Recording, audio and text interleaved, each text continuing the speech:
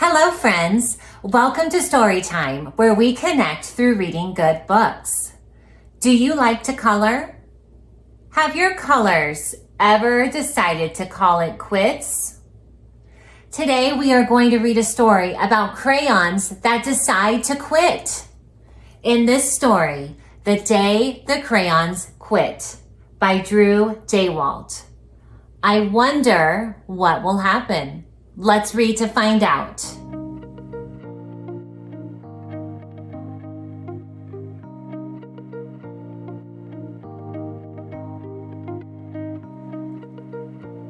Like and subscribe. The Day the Crayons Quit by Drew Daywalt.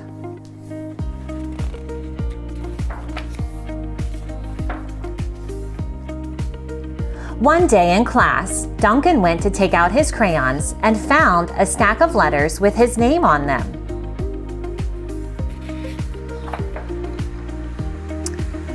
Hey Duncan, it's me, Red Crayon. We need to talk. You make me work harder than any of your other crayons. All year long, I wear myself out coloring fire engines, apples, strawberries, and everything else that's red. I even work on holidays. I have to color all the Santas at Christmas and all the hearts on Valentine's Day. I need a rest. Your overworked friend, Red Crayon. Dear Duncan, all right, listen. I love that I'm your favorite crayon for grapes, dragons, and wizards' hats, but it makes me crazy that so much of my gorgeous color goes outside the lines. If you don't start coloring inside the line soon, I'm going to completely lose it. Your very neat friend, Purple Crayon.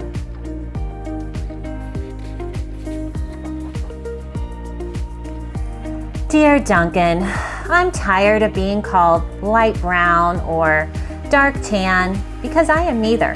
I am beige and I am proud. I'm also tired of being second place to Mr. Brown Crayon.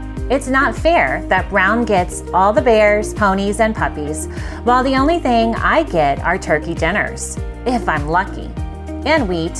And let's be honest, when was the last time you saw a kid excited about coloring wheat?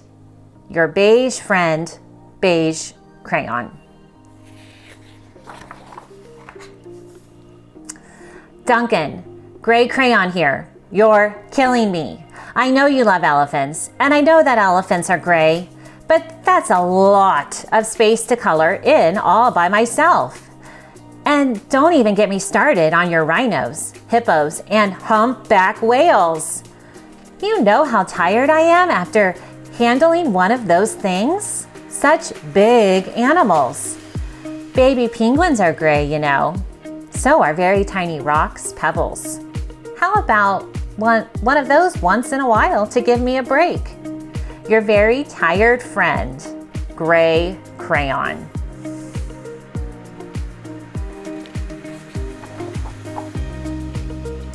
Dear Duncan, you color with me, but why? Most of the time, I'm the same color as the page you are using me on, white. If I didn't have a black outline, you wouldn't even know I was there. I'm not even in the rainbow. I'm only used to color snow or to fill in empty space between other things. And it leaves me feeling, well, empty. We need to talk. Your friend, White Crayon. White Cat in the Snow by Duncan.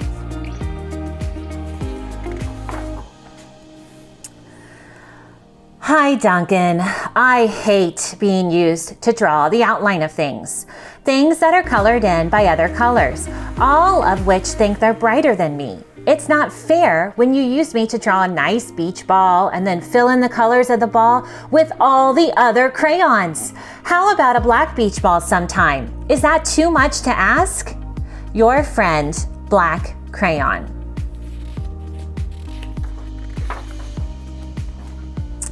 Dear Duncan, as Green Crayon, I am writing for 2 reasons. One is to say that I like my workloads of crocodiles, trees, dinosaurs, and frogs. I have no problems and wish to congratulate you on a very successful coloring things green career so far.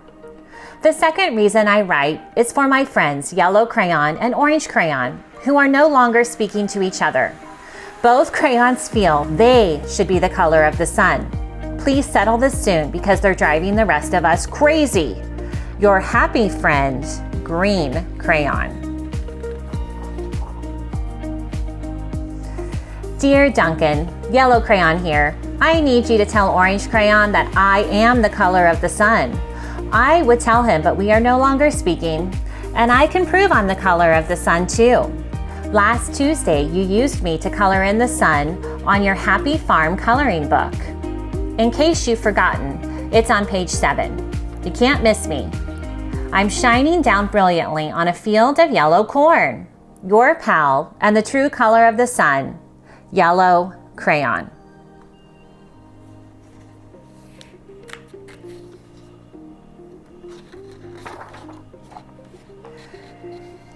Dear Duncan, I see Yellow Crayon already talked to you, the big whiner.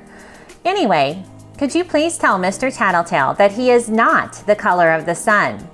I would, but we're no longer speaking. We both know I am clearly the color of the sun because on Thursday you used me to color the sun on both the Monkey Island and the Meet the Zookeeper pages in your Day at the Zoo coloring book.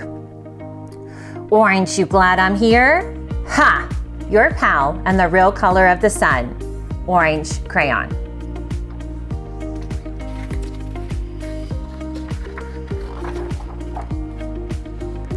Dear Duncan, it has been great being your favorite color this past year, and the year before, and the year before that. I have really enjoyed all those oceans, lakes, rivers, raindrops, rain clouds, and clear skies. But the bad news is that I am so short and stubby, I can't even see over the railing in the crayon box anymore. I need a break. Your very stubby friend, Blue Crayon. Duncan. Okay, listen here, kid. You have not used me once in the past year. It's because you think I'm a girl's color, isn't it? Speaking of which, please tell your little sister I said thank you for using me to color in her Little Princess coloring book. I think she did a fabulous job of staying inside the lines. Now, back to us. Could you please use me sometime to color the occasional pink dinosaur or monster or cowboy? Goodness knows they could use a splash of color. Your unused friend, Pink Crayon.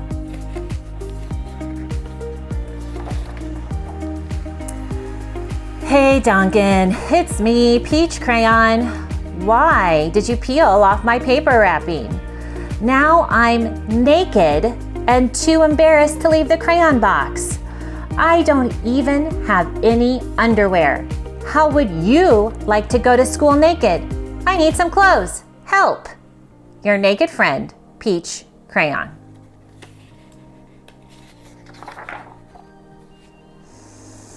Well, poor Duncan just wanted to color, and of course he wanted his crayons to be happy, and that gave him an idea. When Duncan showed his teacher his new picture, she gave him an A for coloring,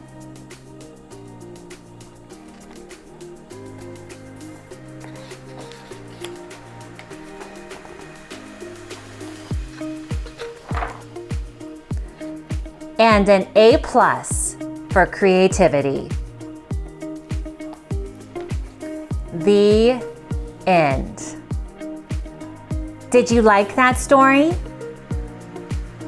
How did Duncan get his crayons to want to color again?